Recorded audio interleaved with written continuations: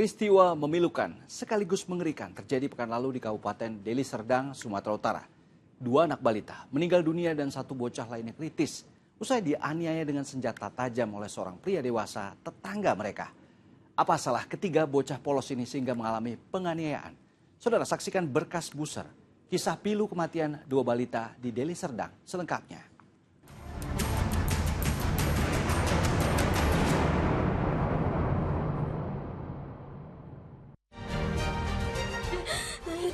Sampai kayak gitu Tuhan, kayak gitu ya.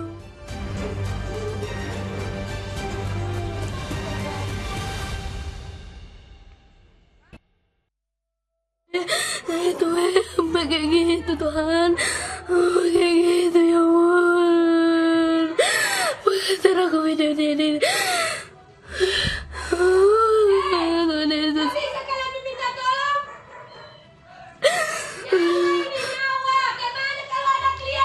Warga di Jalan Masjid Gang Dahlia 7, Desa Bandar Khalifah, Percut Setuan, Kabupaten Deli Serdang, geger setelah 3 bocah di bawah umur bergelimpangan di jalan dengan sejumlah luka di tubuhnya. Seorang pria, warga di kawasan yang sama, diduga menjadi penyebab semua kengerian ini. Ketiga bocah ini pun langsung dievakuasi ke rumah sakit. Warga yang berkerumun juga masih nampak kebingungan karena masih simpang siur kabar tentang penganiayaan ketiga bocah itu. Peristiwa ini berlangsung saat permukiman tengah sepi karena sebagian dari warga tengah melayat seorang warga yang meninggal dunia saat itu. Kisah itu bermula berangkat dari rasa sakit hati terduga pelaku terhadap keluarga korban. Jadi udah keluar semua anak-anak, keluarlah pelaku, dibunuhnya lah, yang paling kecil. Baru usia banget lari di sini dapat di rumah kuning ini.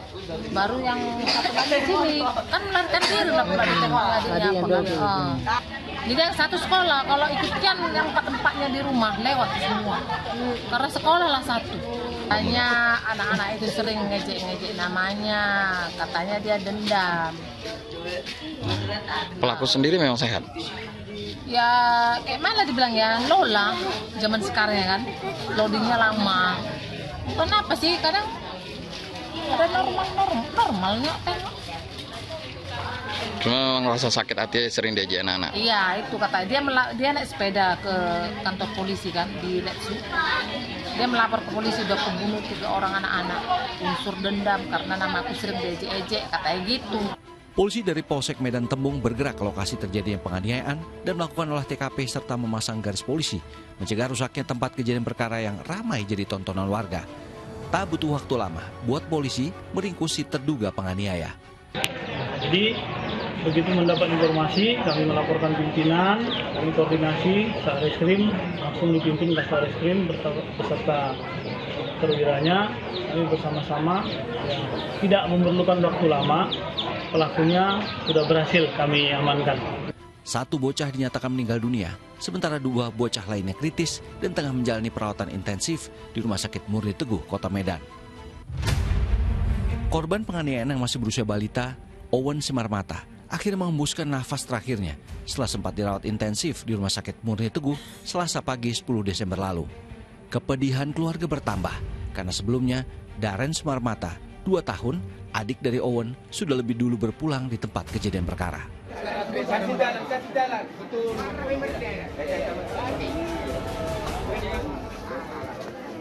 Kosong jalan. Kehilangan yang begitu menyakitkan. Peristiwa berdarah ini terjadi saat kedua orang tuanya tengah bekerja. Sang ibu perawat, sementara sang ayah seorang pengemudi taksi online. Hanya dalam hitungan hari, Pasutri Rinaldi Simarmata dan Hertawan Lawolo harus melepas kepergian kedua putranya yang masih amat belia ke pangkuan yang maha kuasa. Jenazah kedua bocah itu dimakamkan di pemakaman umum di Kelurahan Tanjung Mulia, Kecamatan Medan Deli. Hari ini dari 3 korban, 2 yang sudah meninggal dunia. Jadi kita sama-sama berdoa untuk yang ketiga ini semoga bisa diselamatkan. Lalu apa yang ada di benak pelaku Rudi Sihaloho, 41 tahun, yang sampai menyebabkan amarahnya tidak terkendali? Benarkah terduga pelaku ada masalah kejiwaan? Hal ini dibantah polisi. Rudi dianggap sadar dan bertanggung jawab atas kejahatan penganiayaan yang sampai merenggut jiwa 2 bocah tak berdosa ini. Kalau dari hasil keterangan pelaku singkat pada saat kita amankan, dia tidak ada. Habis melakukan, dia pergi meninggalkan korban dengan mengendarai sepeda dayung. Di tengah jalan, dia berpikir. Akhirnya dia datang ke pos lalu lintas kita yang ada di Simpang 4 Aksara, Jalan Paris, dan menyerahkan diri. Pak, tapi disebut-sebut juga di gangguan mental. Nah, kalau dari hasil pemeriksaan sementara waktu kemarin gimana, Pak? Benar ada gangguan mental? Dari hasil interogasi awal kita semua normal. Apa yang kita tanya bisa dijawab, bahkan yang sudah berlalu masih bisa dia ingat di dalam memorinya. Itu apakah pelaku memakai narkoba nggak, Pak? Sejauh ini kami belum bisa pastikan dan belum bisa jawab, Pak, karena kami belum lakukan pengetes urin. Inilah Rudi Sihaloho, 41 tahun, algojo yang bertanggung jawab atas penyerangan dengan senjata tajam terhadap 3 bocah anak dari pasangan Rinaldi Simarmata dan Hertawan Lawolo. Rudi mengisahkan apa yang terjadi di hari ia kehilangan kesabarannya. Apa yang dibilang anak itu, Bang? Ya? Apa yang dibilang anak itu sampai abang emosi, Bang? Orang itu tiga-tiganya ngintip dari bawah jemuran sambil manggil aku, kudis katanya. Itu kira-kira disuruh sama orang tuanya nggak ngajak-ngajak abang? Selama ini Pak sering-sering lah orang itu anaknya manggil aku kadang, oh orang gila, awas ada orang gila di depan rumah. Tanya, tapi orang tuanya bukannya menegur anaknya. Bang, pada saat melakukan penganiayaan itu ada nggak anak-anak tuh ngomong ampun atau apa? Ada rasa belas kasihan nggak? Nggak tahu, Pak. Bagaimana mungkin seorang dewasa seperti Rudi bisa terganggu dengan ocehan bocah yang bahkan 2 diantaranya masih balita? Motif daripada tersangka melakukan ini adalah karena sakit hati, karena yang disampaikan sama tersangka selalu diejek-ejek. Tapi itu tentu kami akan dalami dalam prosesnya, akan kami lakukan pemeriksaan. Nanti sambil berjalan waktu akan kami dalami lagi. Kalau informasi awal, anaknya juga mengejek tetapi orang tuanya tidak melerainya. Itu yang disampaikan oleh tersangka. Nasi sudah menjadi bubur, nyawa yang hilang tak bisa dikembalikan. Trauma yang membekas jadi catatan buruk yang tidak begitu saja bisa dilupakan. Lalu apakah Rudi menyesali perbuatan kejinya itu? Apa boleh buat apa? Menyesal pun saya nggak ada lagi gunanya. Sempat terlanjur. Gara-gara entah kenapa nggak bisa saya kendalikan emosi saya, Pak. Polisi yang sudah melakukan olah TKP dan penyelidikan di lokasi penganiayaan mengamankan sejumlah barang bukti termasuk sebilah pisau yang digunakan tersangka Rudi menganiaya dan juga sepeda yang digunakan Rudi usai berbuat kriminal. Pihak polisian masih melakukan pendalaman motif dari penganiayaan dengan sajam yang sebabkan 2 balita kehilangan nyawanya. Perbuatan tersangka menyebabkan ia dijerat pasal terkait pembunuhan dan terancam hukuman penjara 15 tahun. Keluarga, tetangga, dan kerabat bergantian datang menyampaikan bela sungkawa, berbagi duka dengan pasangan suami istri Rinaldi dan Hertawan yang baru saja kehilangan 2 putra terkasih mereka. Kesedihan yang tak bertepi itu begitu menyesakan.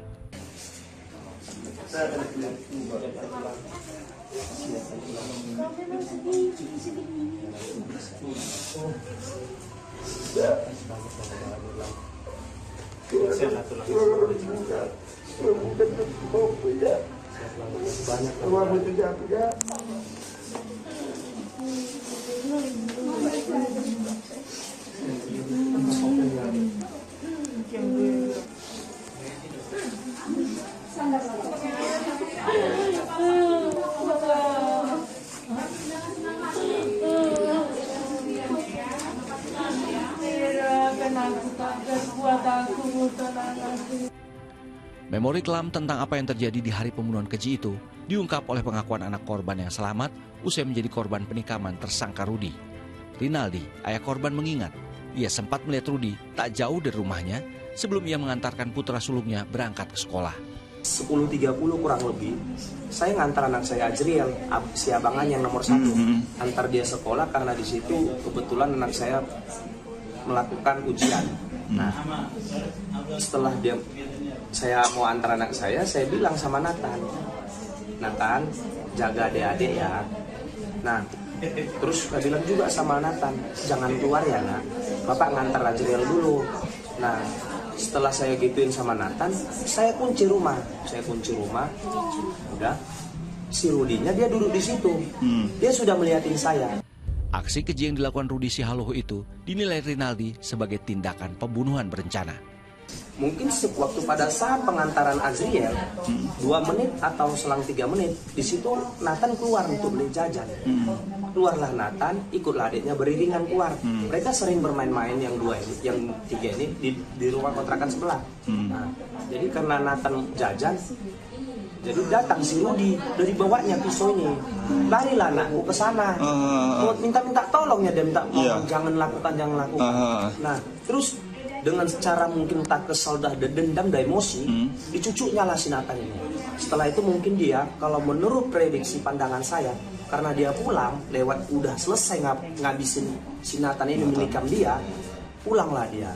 Jadi karena yang 2 kecil ini umur anak 2 sampai 3 tahun yang 2 orang ini, karena duduk di situ duduk manis namanya anak kecil kan, sambil ketawa-ketawa, sambil entah apalah itu kan.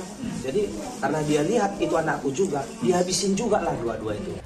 Korban juga menyebut, sebelum tersangka menganiayanya dengan sajam, cerita yang menyebabkan kakak beradik itu tertawa bersama bukanlah bermaksud mengejek tersangka, namun hal itu disalahartikan tersangka. Kini Renaldi dan istri tak lagi bisa melihat senda gurau Darren dan Owen putra mereka. Kedua bocah polos itu sudah tiada. Namun keadilan bagi Renaldi dan keluarga harus ditegakkan, dan apapun alasan tersangka, ia harus menebus kekejaman yang dilakukan dengan hukuman yang setimpal.